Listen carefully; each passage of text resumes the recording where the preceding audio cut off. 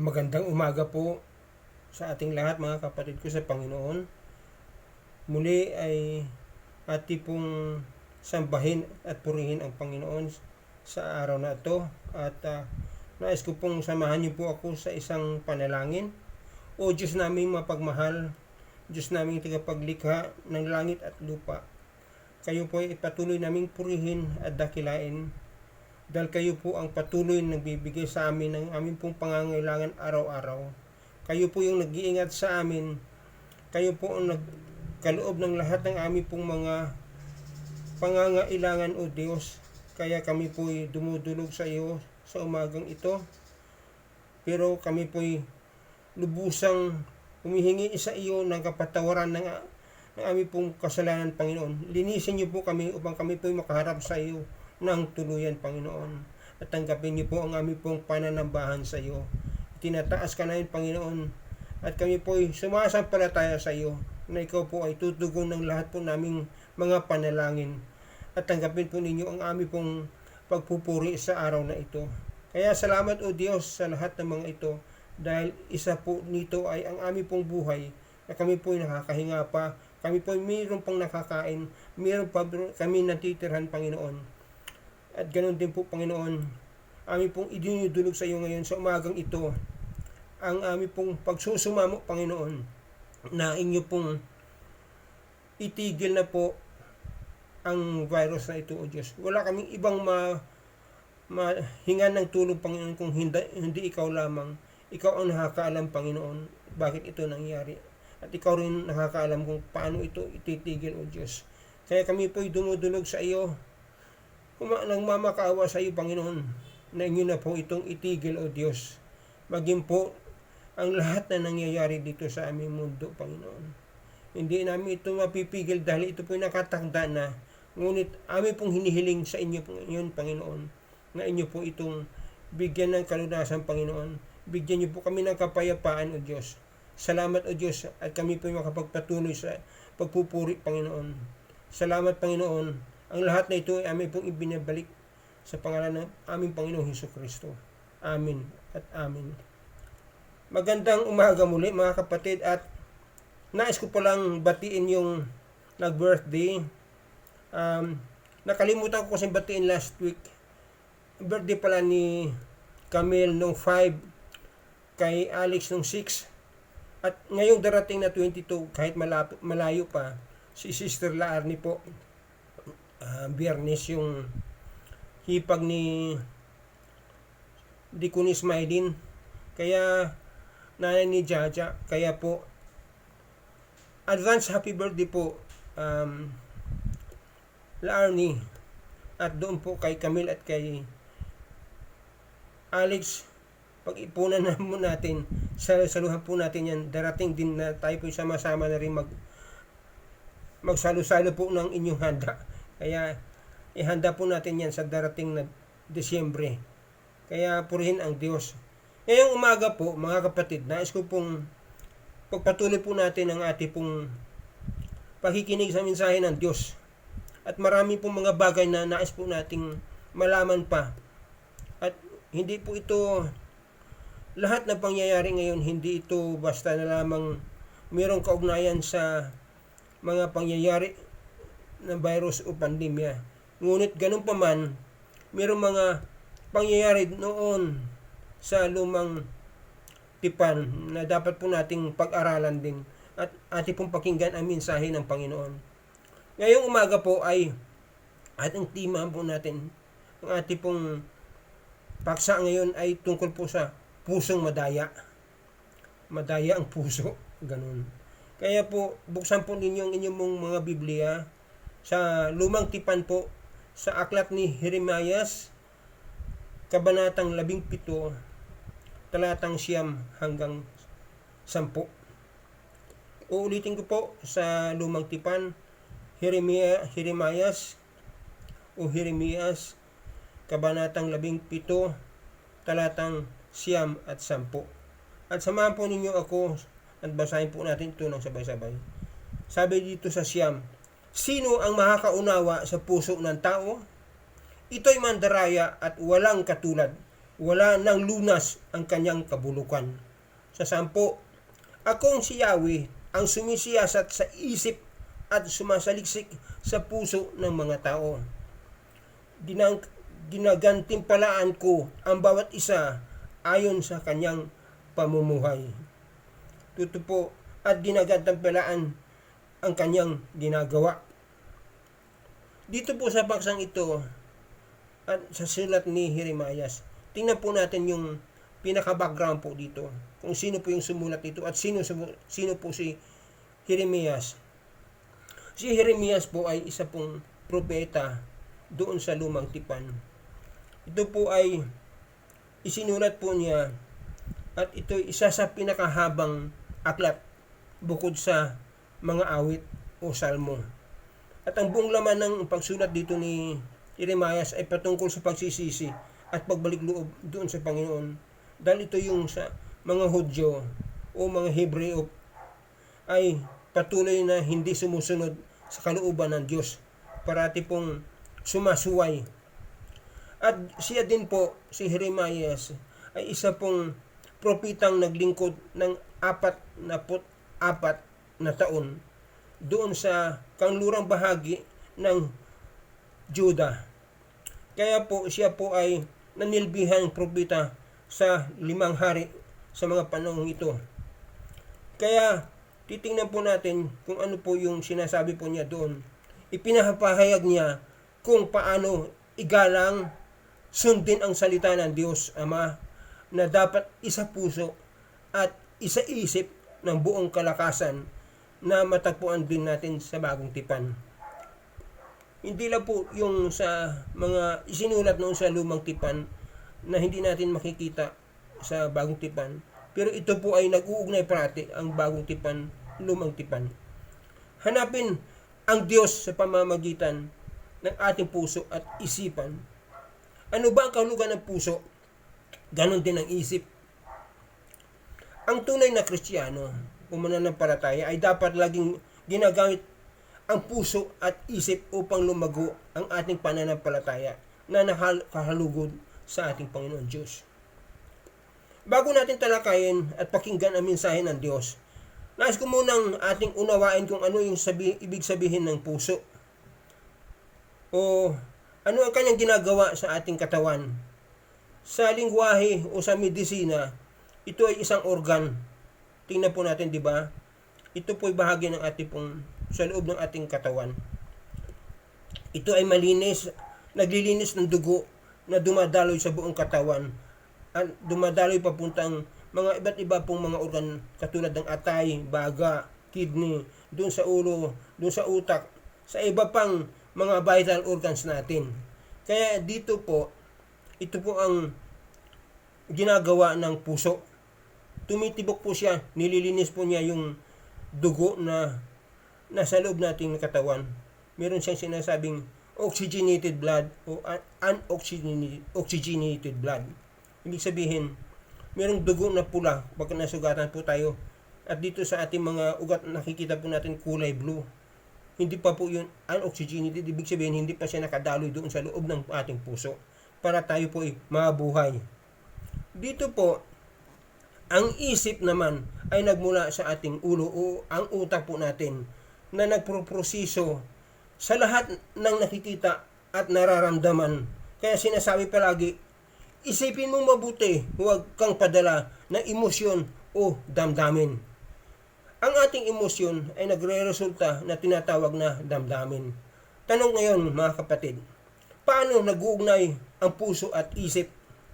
Halimbawa, kapag tayo ay nakagawa ng kasalanan, ang una mong iniisip ay mapapasama ka at nararamdaman mo ang bilis ng tibok ng puso mo. Kumakabog, kinakabahan ka na, sa halos umiyak ka na at naging emosyonal ka na rin. At iniisip mo kasing mali yung iyong ginagawa. Hindi ba natin naoobserbahan mga kapatid na kapag natatakot ka o tayo at iniisip natin kung ano ang mangyayari sa atin, lalo na kung nakita mong pinatay yung nasa tabi mo, syempre takot na takot ka na at ang bilis na tibok ng puso mo, baka ikaw ang isusunod, kinakabahan ka na. Sa mensahe natin ngayong umaga, ay ating buksan ang ating puso at isipan. Okay? Sa katunayan, ang nagtatag ng Kristyanismo ay ang Panginoong Hesukristo. Siya ang nagturo at mababasa natin sa Mateo sa Bagong Tipan, Mateo 22, talatang 37. Ang sabi po dito, ibigin mo ang Diyos ng buong pag-iisip o talino natin, bukod pa sa buong puso at buong kaluluwa natin. Oo nga, ang kakayanan ng ating isipan ay dapat gumaganap lang sa isang mahalagang papel sa ating pagsamba ng Diyos. Noong kasama pa ng Panginoong Hesukristo ang kanyang mga apostol, inaanyayahan ang kanyang tagapakinig na pag-isipan ang kanyang mga turo noon kasi parati siya nagtuturo kahit saan sila pumupunta. Kadalasan, sinasabi ng Panginoong Hesus, ano sa palagay mo? Parati po siya nagtatanong doon sa kanya pong mga disipulo o mga taong nakikinig sa kanya. Katulad sa Mateo, sulat ni Mateo, sa Mateo, kabanatang 17, talatang 25, ang sabi po doon, ano sa palagay mo, Simon? Sino ba ang nagbabayad ng buwis sa mga hari dito sa mundo? Ang mga mamamayan ba o ang mga dayuhan? Ito po yung tagpong ito ay nandoon sila sa isang pag-uusap na sino po yung magbabayad ng buwis ng mga tao doon sa hari. Ang mga tao ba mamamayan o yung taga ibang lugar? Kaya dito po, ang sabi naman ni Simon Pedro, siyempre yung mga mamamayan.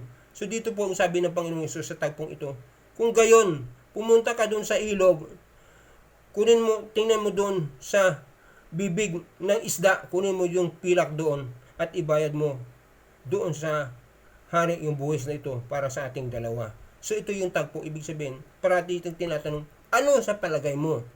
Ganon din po sa Mateo 18, talatang 12. Sabi po dito, ano sa palagay ninyo ang gagawin ng isang taong may 100 tupa kung nawala ang isa sa mga iyon? Hindi ba't iiwan niya ang siyam na nasa bundok upang hanapin ang naligaw? So ganun po ang kanyang sistema parati. Tinatanong niya, ano sa palagay nyo? Ngayon, ako naman magtatanong, ano sa palagay nyo sa ngayon? Palaging nagtatanong ang Panginoong Hesus upang mag-isip muna sila noon at hindi pairalin yung nararamdaman nila dahil ito ay madaya tulad ng puso para pabugso-bugso ng desisyon. Sa Jeremias 17:9, ang isinulat doon, basahin ko muli, sino ang nakakaunawa sa puso ng tao? Ito'y mandaraya at walang katulad na wala ng lunas ang kanyang kabulukan. Ganito ring paraan si Apostol Pablo, o Pedro pala, ay sumulat sa mga kapananampalataya noong panahon na yon upang gisingin ang kanilang mga isip, gisingin ang kanilang mga dapat na gagawin, yung bugsong damdamin o pag-iisip, yung malinaw at kakayanan ng pag-isip. So dito po sa pangalawang Pedro, kabanatang 3, talatang 1, ang sabi po dito niya, mga minamahal, ito ang ikalawang sulat ko sa inyo. Sa dalawang sulat na ito ay sinikap kong gisingin ang malinis ninyong isipan at sa pamamagitan na pagpapalaala ng ilang bagay.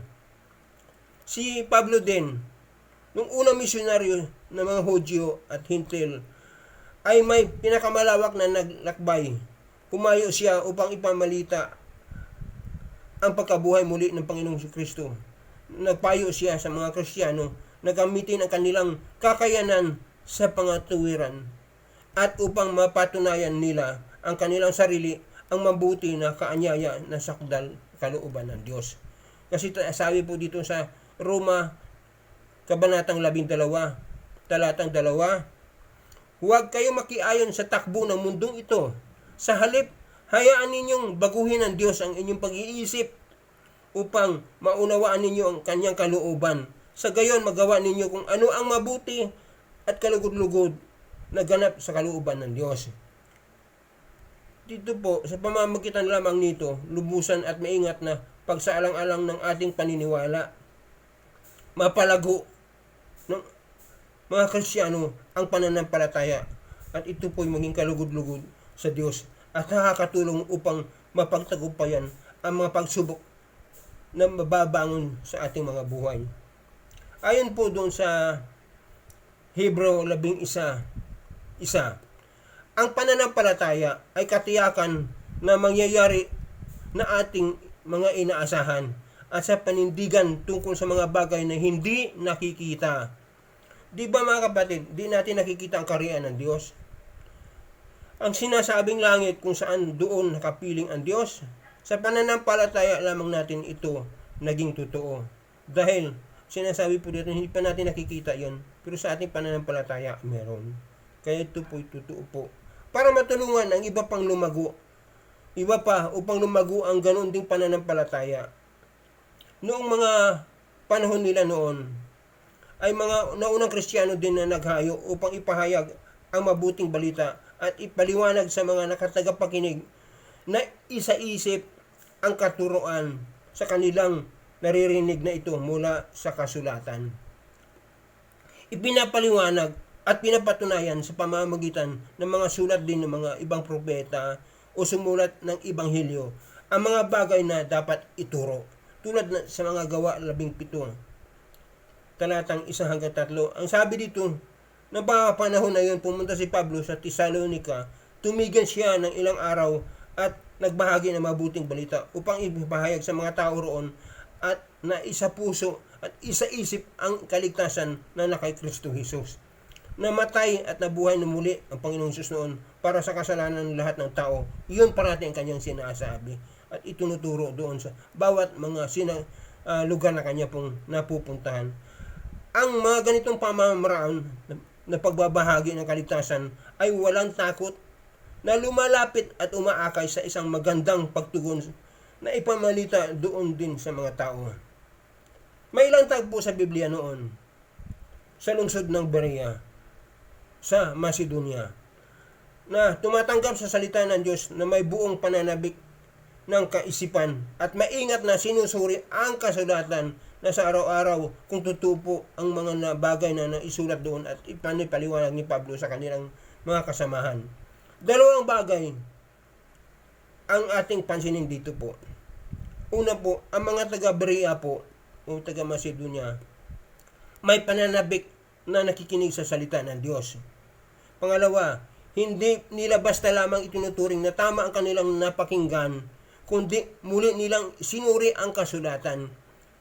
Pag uwi nila doon sa kanila bahay-bahay, kanila pong binubuklat at binabasa yung kanila pong napakinggan doon sa sinaguga nila. Kaya pinupuri ng mga misyonaryo katulad si Lucas na ang mga taga-Berea dahil dito. Kaya tinawag sila na marangal ang pag-iisip, di lang sa puso o damdamin ang pinapairal. Mga mahal kong kapatid ni Kristo, pinamalas ba natin ang ating ganung pangaral, marangal na pag-iisip at hindi puso? Sa ating pagsaalang-alang ng espiritual na mga bagay, kadalasan ng ating iniisip ay di akma doon sa bagay doon ng ating pong ginagawa. Hindi magkatugma yung ating iniisip doon sa ating pong mga ginagawa. Taliwas ika nga. Halimbawa, iniisip mong sa umaga, babasahin mo at ang iyong pong Biblia at magdebosyon ka. Ngunit, nung ikay po paalis at pupunta doon at kukunin mo iyong banal na aklat, napuna mo doon sa iyong paligid, yung nadaanan mo, na may nagkalat na bagay. Laging emosyonal ka na di na ito nakuha dahil kakalinis mo lang at madumi na naman. Inilabas mo sa bahay ang dumi at nagdadaldal ka pa palabas dahil madumi na nga kakalinis mo lang.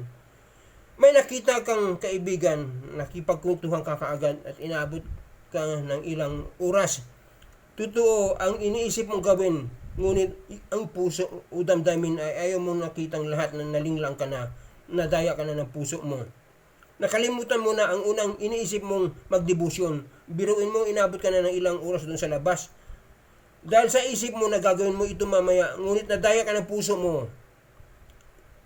hindi mo na nagawa. Bantayan natin ang ating iniisip, mga kapatid, dahil ang puso ay naging isang mapaglinlang o mandaraya. Paano nagtulungan ang isip at puso ng tao? Gaya na namang nabanggit ko kanina, nasasangkot ang isip at puso sa tunay na pagsamba ng Diyos. Dahil sabi ni Marcos sa kabanatang 12, talatang 30, sabi po dito, ibigin mo ang Panginoon mong Diyos ng buong puso, buong kaluluwa, buong pag-iisip at buong lakas mo. Katulad na isang kwento na isang upahang pintor na gumagamit ng maling mga kulay sa pagpipinta ng isang bahay. Kung siya ay maingat na nakinig doon sa tagubilin ng umupa sa kanya, maaaring buong puso at kaluluwa siyang nagtatrabaho at nagkaroon ng pagtitiwala sa kanyang mga ginagawa na maaaring magsang-ayon din yung may-ari. Ngunit hindi Iba yung kanyang ginagawa, hindi niya isinaisip, mali po yung kanyang ginawa. At di tulad ng pagsamba, ito po'y katulad din natin sa ating pagsamba sa Diyos. Dapat lahat ng iniisip at ginagawa ay kalugod-lugod sa pananaw ng Diyos. Dahil ang sabi po dun sa Juan 4:24, ang Diyos ay Espiritu at ang sumasamba sa Kanya ay dapat siyang sambahin ng Espiritu at katotohanan. Kaya sumulat no si Pablo, yan din ang dahilan kung bakit kami, sabi niya, hindi kami tumitigil sa pananalangin para sa inyo at sa paghiling na isa po na mapuspos kayo sa tamang kaalaman at ayon sa kalooban ng Diyos na may buong karunungan at espiritual na pagkakaunawa. Sa layuning lumalakad ang karapat-dapat sa Diyos upang palugdan ang Diyos ng lubusan. Tayo rin mga mahal kong kapatid, patuloy na ipanalangin ang ating paglagong espiritual upang maibahagi natin ang kaligtasan doon sa mga taong hindi pa nakakilala ng tunay na Diyos, doon sa ating tunay na tagapagligtas. Isipin, ating gawin, ating luwalhatiin, sambahin, purihin ang Diyos at dapat ng buong puso, buong isip, kaluluwa, yung konsensya at lakas. Ngunit nalinglang tayo ng ating damdamin o puso dahil hindi po natin parating ginagawa yan. Kaya nga katulad ng unang binasa natin sa Siyam, Jeremias, di ba? Siyam at 10. Gumagawa tayo pero taliwas. Madaya ang puso. Sinasabi po dito. Iniisip mo pero iba yung damdamin. Kagaya ng sa Mateo 28, talatang 11, ang sabi po dito, gumagawa ng mga alagad sa mga tao ang lahat ng mga bansa. Gumawa ng mga alagad sa mga tao ng lahat ng mga bansa na itunuturo sa kanila upang tuparin ang lahat ng mga bagay na inuutos ko sa inyo. Ito yung Great Commission po. Sa 19 po yung sinasabi niya, gawing alagad ang mga tao sa lahat ng bansa. Ito ay nagagawa lamang kung may tamang kaalaman sa kalooban ng Diyos na maaaring makagawa ang bawat isa sa atin sa tamang pagpasya. Dapat masigasig tayo, maging tapat tayo na nagbabasa ng ating pong banal na kasulatan o Biblia kung paano sambahin ang Diyos. Ating patuloy na hiningi, idalangin sa Diyos, pagkalooban tayo ng karunungan mula sa ating Panginoong Hesukristo upang hindi tayo madaya ng ating puso at dapat buong isip at lakas ang ipairal, hindi yung damdamin. Tanungin natin mga kapatid ang ating sarili. Nagsisikap ba tayong matamo ang ating umagawang magtulungan ang ating puso at isip? Huwag hayaang madaya tayo ng ating mga puso o damdamin. Kaya, tingnan natin kapatid, minsan sinasabi, huwag mong isipin mong mabuti, huwag mong pairalin yung damdamin mo o puso mo. Dahil umibig ka, nagkamali ka, tingnan mong mabuti, isipin mong mabuti, huwag kang magpadala ng emosyon o damdamin. Kaya po, ating pakatandaan po yung sinasabi po dito ng Jeremias, o ulitin ko po doon sa pinakauna pong binasa po natin, doon sa Jeremias 17, 9 and 10. Sa 9 lang po tayo magpukot. Sino makakaunawa sa puso ng tao? Ito'y mandaraya at walang katulad na wala ng lunas ang kanyang kabulukan. Mga kapatid, sa umagang ito, nais po nating idalangin sa Diyos na hindi po tayo madaya ng ating mga puso. Samahan po niyo ako ng panalangin. Aming Panginoon, kami po lubusan pong sumasampalataya sa iyo. Lubusan pong nagtiwala sa iyo. Naniniwala na kayo po ang parati pong mag-guide po sa amin, magpatnubay po sa amin. Dahil alam po namin, Panginoon, nakasama po namin ang banal na Espiritu, Panginoon, na siya po yung pag-comfort sa amin, tigagabay sa amin. Kaya ngayong umaga po, Panginoon, kami po humihingi ng awa sa inyo, Panginoon. Patuloy niyo po kaming tulungan paano po namin maisip parati ang mga mabubuti pong magagawa, Panginoon. Lalo na po, huwag kami magpadala parati ng emosyon, Panginoon. Huwag kami magpadalas-dalos, Panginoon, doon sa mga desisyon na hindi po naaayon po doon sa isang bagay na dapat po namin gawin. Kaya patawad, Panginoon, kung kami po ay nagkakamali sa iyo pong harapan parati, araw-araw man ito, kung sa oras-oras man ito, kami po ay dapat mag-isip at huwag parati yung puso ang pairalin. Kaya o Diyos, salamat po sa iyo pong mensahe sa umagang ito na kayo po ang patuloy na maggagamay pa rin sa aming Panginoon. Dahil ikaw po ang makapangyarihan at patuloy na magbibigay sa amin ng kagalakan at kasiyahan na magpupuri sa iyo hanggang sa aming pong mga huling hininga, Panginoon. Salamat sa buhay na ito at muli kami po magpupuri sa iyo ng walang hanggan. At ang Panginoon Ama na siya pong nagbibigay parati ng kapayapaan, pag-iingat sa atin, at ang biyaya ng ating pong Panginoong Hesukristo na sapat, maging po ang pakikisama po sa atin ng Banal na Espiritu mula noon, ngayon, at magpakailanman. Amen. Amen. Amen.